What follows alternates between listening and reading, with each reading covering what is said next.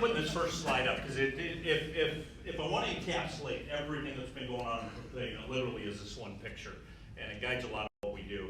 The tagline, managing growth but preserving the community, that's everything we're doing. It's no secret that the cities in Sarpy County are exploding. And we have negotiated boundary agreements between all of the cities, so we know how the county will be carved up. And historically, 10 years back, there used to be a lot of annexation wars and fights. Those are all gone because of the boundary agreements. And based on the boundary agreement based on Papillion's boundary agreement, it's not unrealistic that we could be a community of 70 to 90,000. That's as of right now, that's the third largest city in the state of Nebraska. And so what we think about a lot is, how do we not lose who we are? Because we still have that feel of we're the small town, when we talk about the small town feel. And that's been a continual challenge of when you're a town of 5,000 and then all of a sudden you wake up and you're 70 or 90,000, how do you not lose who you are? What's your identity? And this picture has helped us define a lot of that. We've got our little downtown area.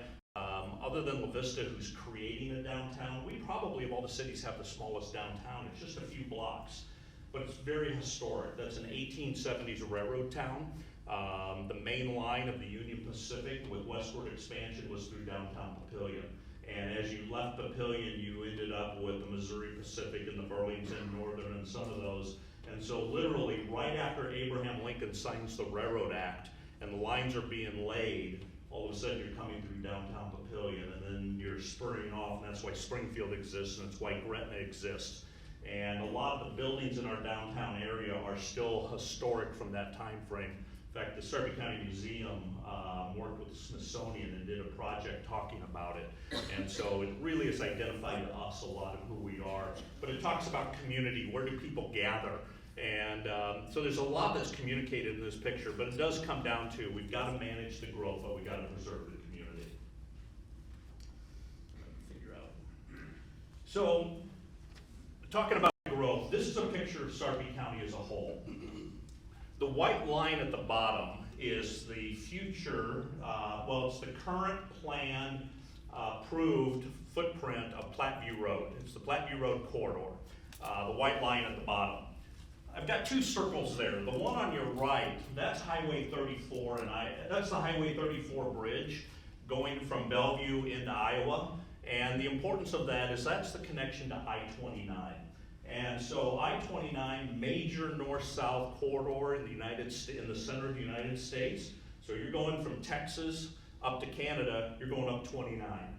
And that, with the work that's been done on the Highway 34 bridge, you can now exit 29, get off of Highway 34, enter Nebraska through Bellevue, and you're on Platteview Road.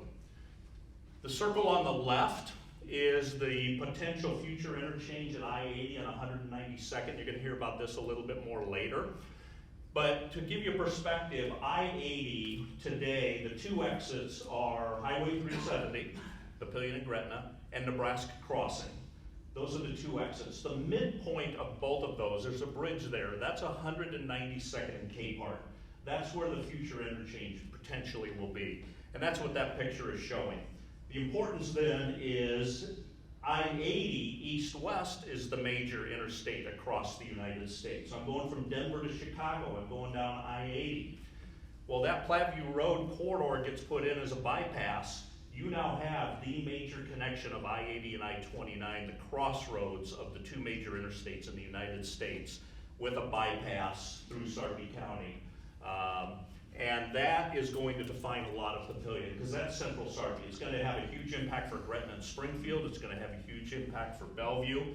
But a lot of that's coming through our jurisdiction. So a lot of what we're doing in our planning is thinking about this picture when the Platteview Road corridor is in and the I-80 connection is in. That's forming a lot of our thought and our planning. And that literally creates a crossroads.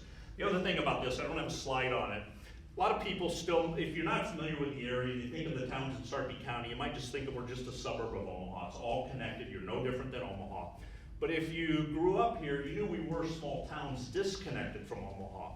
And as we've grown together, the big thing is, how do we keep our identity? Back to that first picture I had up there. One of the things I think we're starting to learn from an economic development perspective is if we think about just from the metro area and we're trying to recruit somebody, it's like, why would I go all the way down there? Because in the metro perspective, we are all the way down there. It's like you cross Harrison and you enter a new world. But what we've learned is we're actually in the middle of everything. If you think about it from a combined Omaha-Lincoln perspective, if you're a national site selector, you tend to look at a 1 hour drive time as your point of reference. 1 hour from 84th and 370 to about 126th and 370 covers 100% of Omaha and Lincoln, Fremont and Nebraska City. And so literally we're in the middle of the combined Omaha-Lincoln metro area with access to 2 airports, access to I-80 and I-29. So just a little bit of perspective there from that. Spent more time on that slide than I wanted, but. So there's a lot going on. You drive down the 370 corridor and you just see dirt moving all over the place. And it's a little bit hard to see, but all I'm trying to represent is the volume of growth we've been having. The line down the middle is Highway 370. The little lake there on the right is Walnut Creek, so that puts you at about 96th Street. And then you see the interstate on the left. So you're looking at the Highway 370 corridor from 96 to I-80. Every one of those colored blocks is an approved development that's underway. You can see very little farm ground left. And if you do see some farm ground, it's probably already either been bought or optioned. And so if it has been planted, it's probably the last time it's going to be harvested. That work's underway. And then as you get down to the south, if there is some vacant farmland, it's probably vacant because it's in the South Sarpy sewer district and it's not eligible yet. So it's just to show the volume of things that are going on.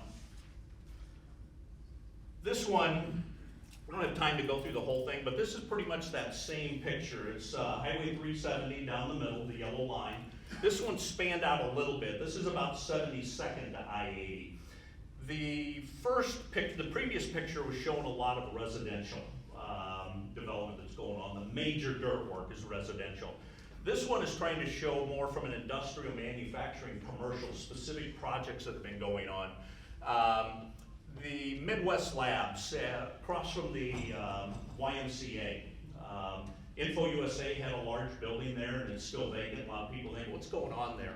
Midwest Labs bought that. Midwest Labs right now is in about 12 buildings at, I think about 132nd and B Street behind the old skate days. They bought that with the intent of doing a site consolidation of their campus. So that's a major effort going on. But then you get out to the interstate and you hear a lot of conversations about the Highway 50 corridor.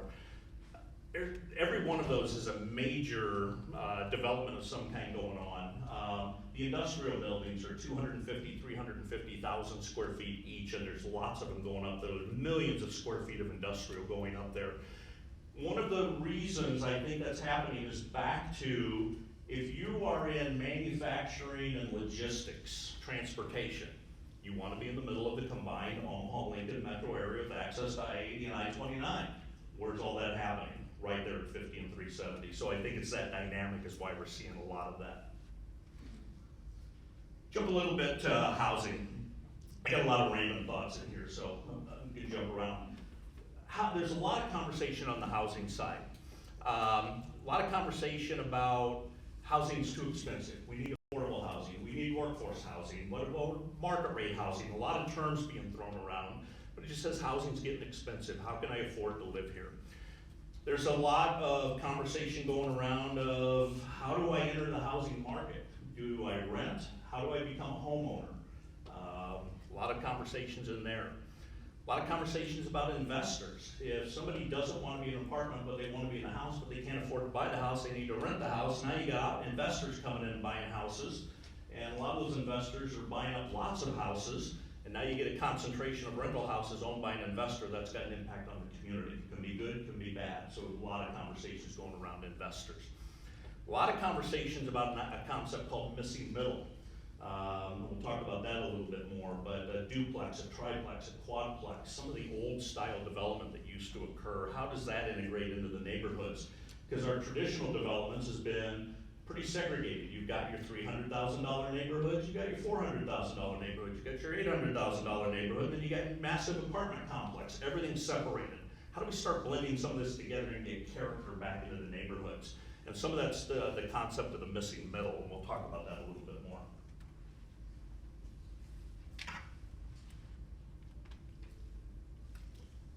So on the concept of missing middle, if you think of development on a spectrum, and again, large residential on one end of the spectrum, high density urban on the other.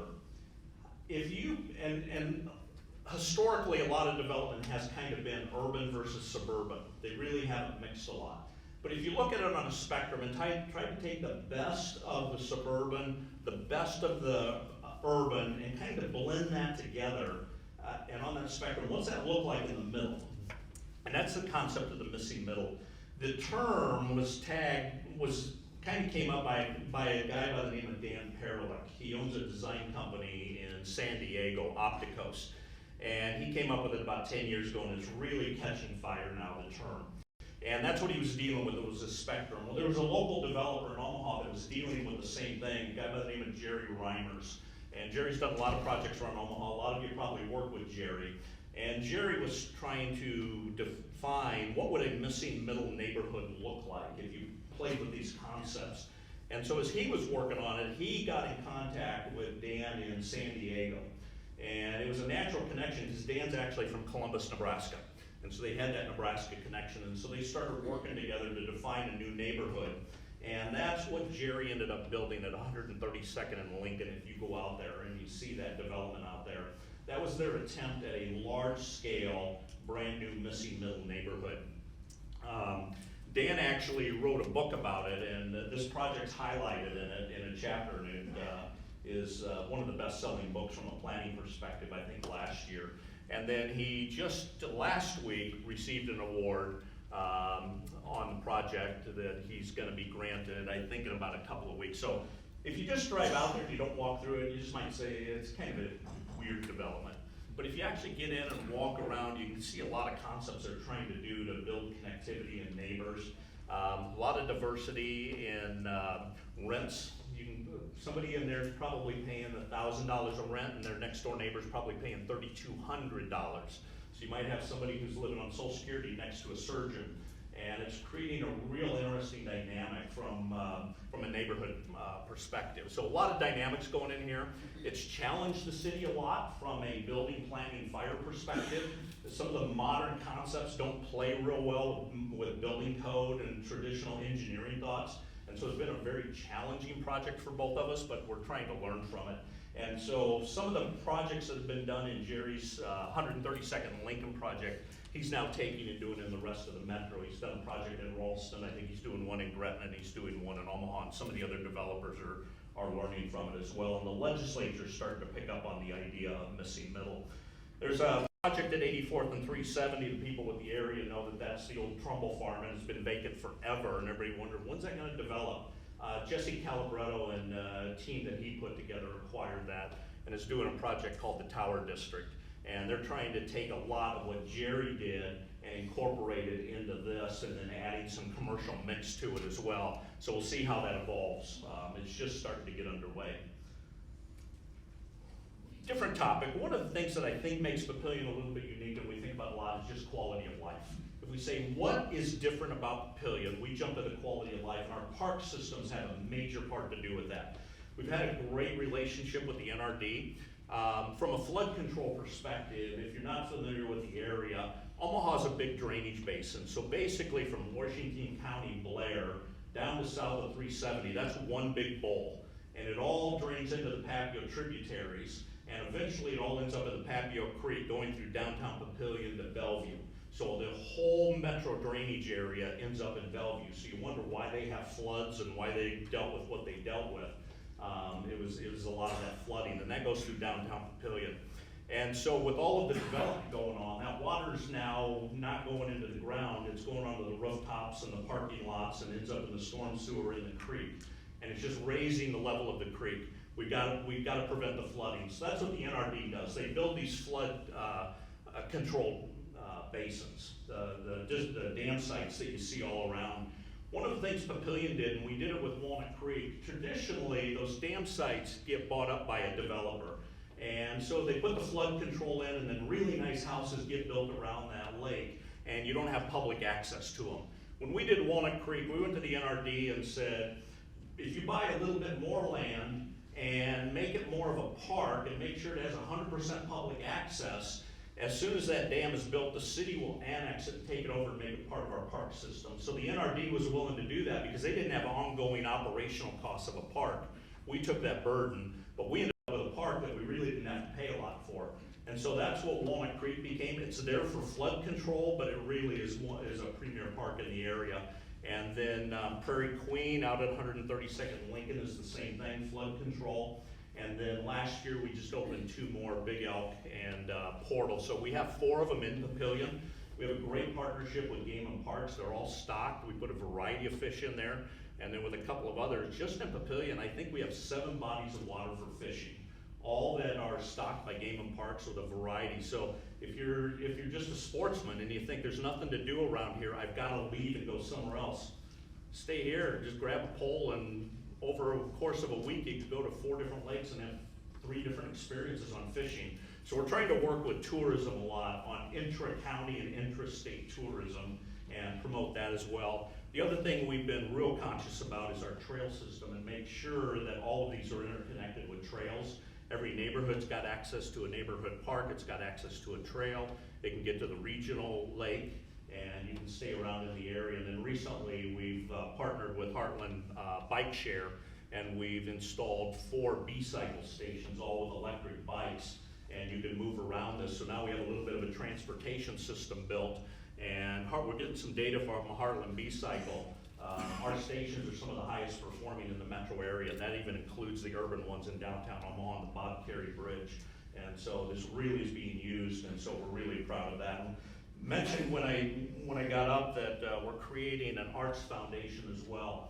And that's with a goal of trying to bring the arts organizations together and start addressing culture and quality and add to that quality of life.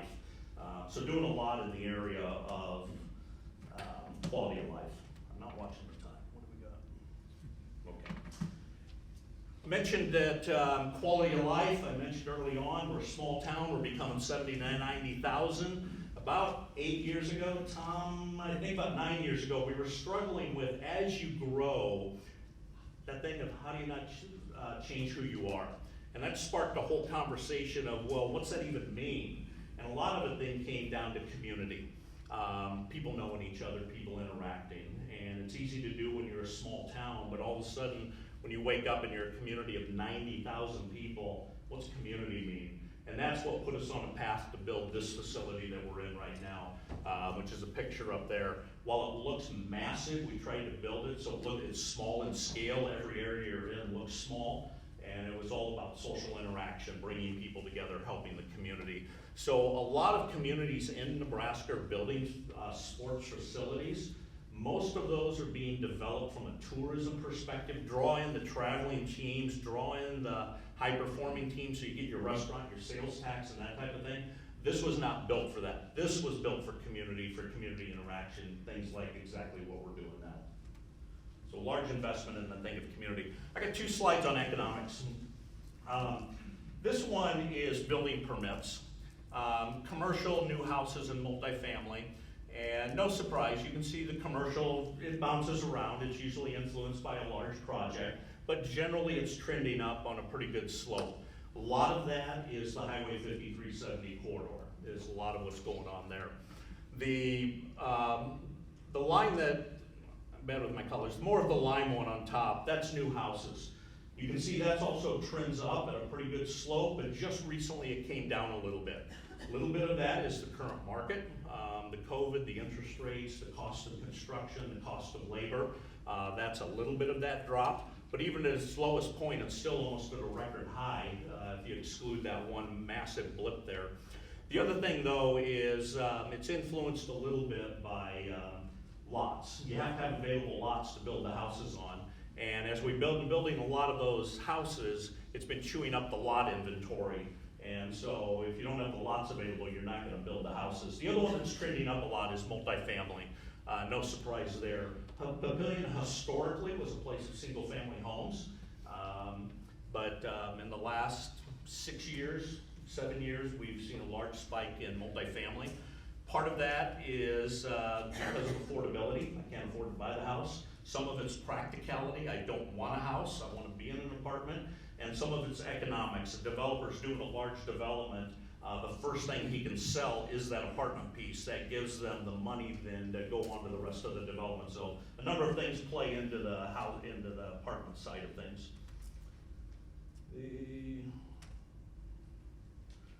This one is lots platted. And this one jumps all over the place, but you can see the latest, there is a spike in lots platted. I mentioned housing was coming down a little bit. Part of that's because the inventory is being chewed up. The positive side is now you can see some platting occurring, so we're adding back into that inventory, which then says for the next 5 to 7 years, we'll be okay on the housing side. We'll be able to meet the demand of the new houses. The next challenge will be we're pretty quickly going to run out of land to plat more houses. That gets into the South Sarpy sewer question.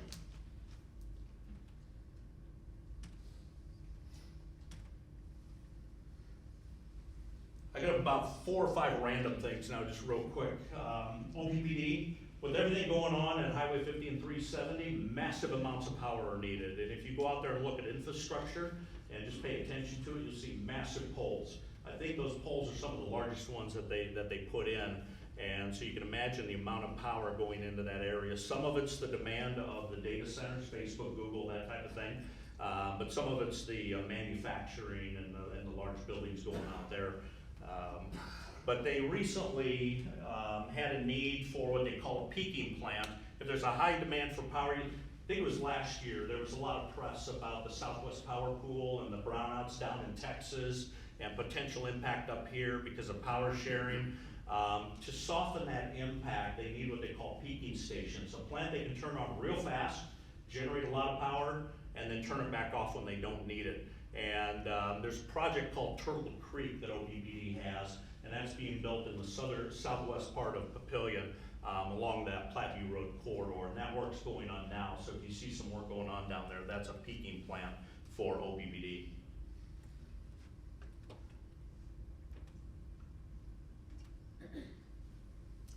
Mentioned South Sarpy Sewer. I think most everybody's probably familiar with it. But if you're not, the map again is most of Sarpy County. It's about Giles is on the north. The colored area is the South Sarpy. So I mentioned earlier that from a drainage perspective, Omaha's a big bowl. Blair to just south of 370, and it all drains. That's true from a flood perspective, but it's also true from a sewer perspective. Most sewer is gravity fed. Literally, crap runs downhill. You flush the toilet, it goes down the pipe through gravity, and it eventually, in this whole drainage area, ends up at the Missouri River. So it's kind of, in our area, it's actually flowing a little bit north and then east of the Missouri River. You get south of Capehart, it's that jagged line up there, you enter a new drainage basin, a new bowl. So when you flush the toilet, it's no longer going towards the Missouri River. It now wants to go south to the Platte River. There's no sewer infrastructure in place. So the first house or the first building that's built, if it's not going to go into a septic system, it has to go into a pipe. None of that pipe exists. And if it all wants to drain south, you have to have your major main at the southern end to capture all of that literal crap and then get it to the treatment area. Well, your first house on the north side needs all of that infrastructure in place. And we've never been able to solve that until the 5 cities in the county came together 5 or 6 years ago and created the agency. And now we're working together, and some pipes actually being laid, and we have a cooperative agreement with the city of Omaha to leverage one of their treatment plants. So if you go down Platteview Road from about 72nd East, you'll see a lot of pipe being laid. That's for this project.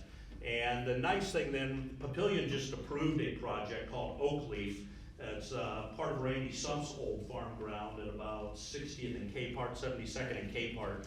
And that is a major development, housing development that's going in. That is the first development in the South Sarpy area, And so that's at the top of the pipe. So now we'll have some houses at the top of the pipe flushing their toilets, getting into the pipe and creating that flow. And that's a big deal for to enable the rest of the development. So I want to thank all the other mayors, and Dan Hoynes is the administrator of that agency, and I think his life has been sewer. So Dan, thanks for everything you've done for Sarpy County. I got 2 slides on veterans. Papillion's pretty proud of what we're doing in the area of veterans, and I don't think we realized how much we were doing until we actually put it down. But we've got a small veterans park. If you're downtown Papillion by Fricky Field, behind the old junior high, behind the Dairy Queen, wander back there sometime. We've got a veterans park that's had some incremental development every year. It's an official Blue Star Memorial and a Gold Star Memorial. Any veteran in Sarpy County, and we define that pretty loosely, if you lived in Sarpy County one day and moved away, you're associated to Sarpy County. We have an honor wall. Veterans can be named on that honor wall. So we have 1,000 names up there, always being added to. We honor some specific Papillion individuals that were in war. We have a killed in action. Well, we have a Congressional Medal of Honor from the Civil War. We have a killed in action from World War I. We have a missing in action from Vietnam and 2 killed in action from Afghanistan, and they're on that. They're specifically honored on that obelisk.